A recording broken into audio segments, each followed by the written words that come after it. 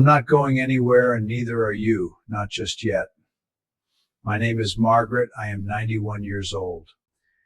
And I want to talk to you about something that no doctor ever put a name to. But I have watched it take more lives than any disease I've ever seen in this long, long life of mine. Good people, strong people, people who ate right and exercised and did everything the world told them to do. And I'm still here. So let me tell you why. I have attended more funerals than I care to count. Some of those graves belong to men who could live twice my weight, women who ran every morning before the sun came up, friends who never smoked, never drank, kept every appointment their doctors gave them. I remember standing at the graveside of my dear friend Robert. He was 67, strong as an oak, proud of his discipline, and the pastor was speaking, and I looked down at my own hands, and I thought, what is it that I have that he didn't? Because by every measure the world uses, Robert should have outlived me by 20 years, but he didn't. And I kept asking that question for a long time, years actually. It sat with me the way only honest questions do, quietly, patiently, refusing to leave until you're ready to answer them. I need to tell you something about my own life first, so you understand I am not speaking from a place of easy comfort. There was a period, I was in my mid-50s, when I was certain my life was finished. Not in a dramatic way, not all at once. It was more like a slow dimming, the way a lamp flickers before it goes out. I had lost my husband of 31 years. My children were grown and scattered. The house that had once been full of voices and footsteps and the beautiful noise of a living family had gone completely silent. And I remember sitting at my kitchen table one November morning.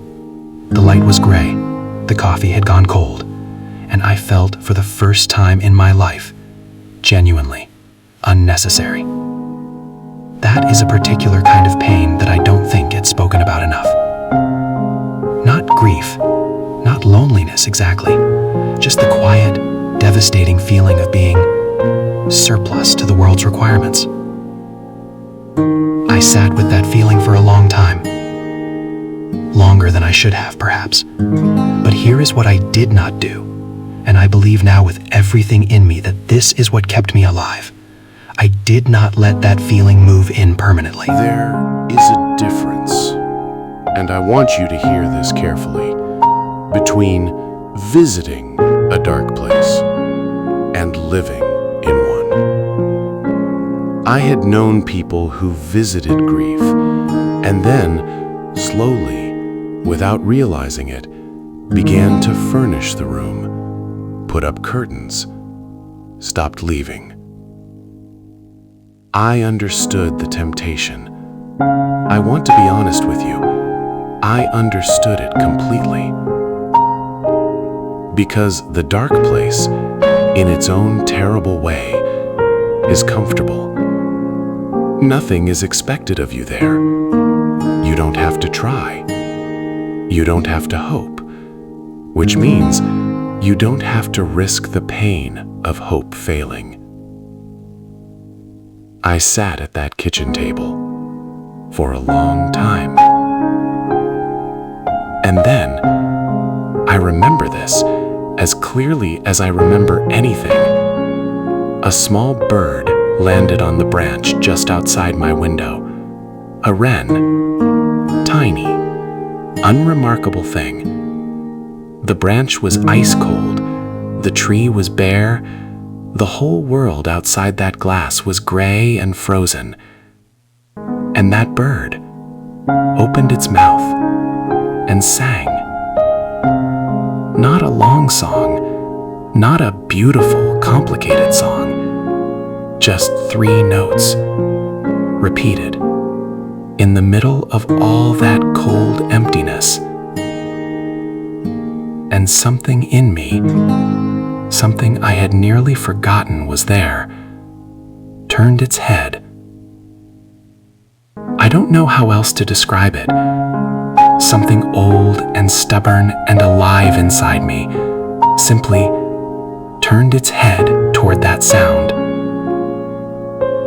I sat there for a long time after the bird flew away, and I thought, if that small creature, in the middle of all this cold, has the audacity to sing,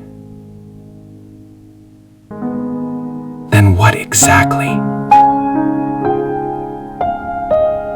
is my excuse?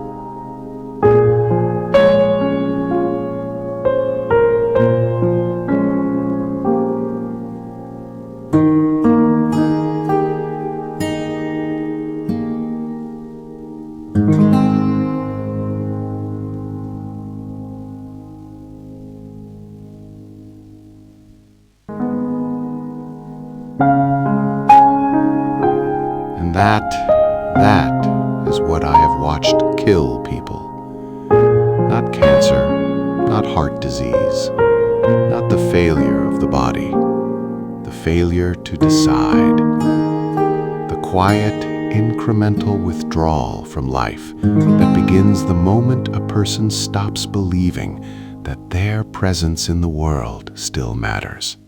I have watched it happen in slow motion more times than I can count. Good, healthy people who somewhere along the way, after a loss, after a disappointment, after the world failed them in some particular and personal way, stopped renewing that decision, stopped choosing each morning to be for life rather than simply in it.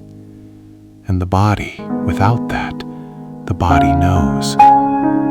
I don't have a scientific explanation for what I'm telling you. I only have 91 years of watching.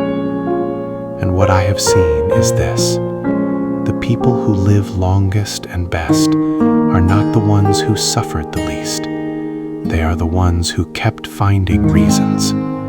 Small reasons often, unremarkable reasons. A bird on a branch, a neighbor who laughs, a tomato plant that needs watering. The size of the reason doesn't seem to matter, only the finding of it.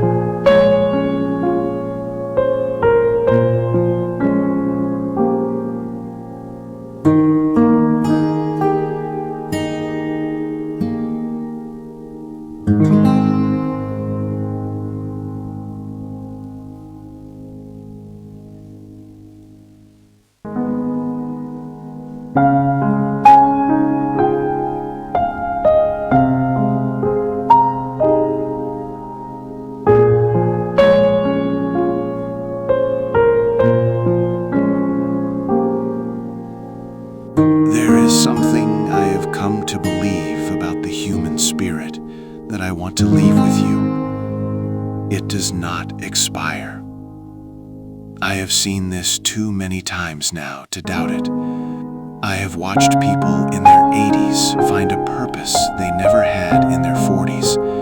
I have watched broken hearts, hearts that seemed by any reasonable measure to be finished, quietly, stubbornly, begin again. The spirit, if you let it, will keep looking for the door, even in the darkest room, even after the longest night, even when every reasonable voice tells you that the time for new beginnings has long since passed. I have found this to be one of the most reliable things about being human. We are built in some deep and inarguable way to keep reaching for more life. Not more years necessarily, more aliveness. And I think this is the quiet truth I have arrived at after all this time. I think the great tragedy is not death. The great tragedy is the years spent half alive before it. The decades spent in that furnished dark room, waiting for a feeling that was never coming, when all that was ever required was the decision. Small, repeated, daily.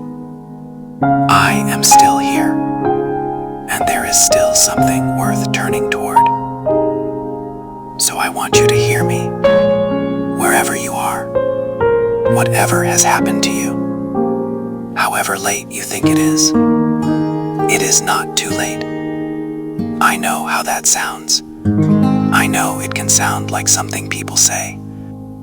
But I am 91 years old, and I have watched it be true more times than I can number.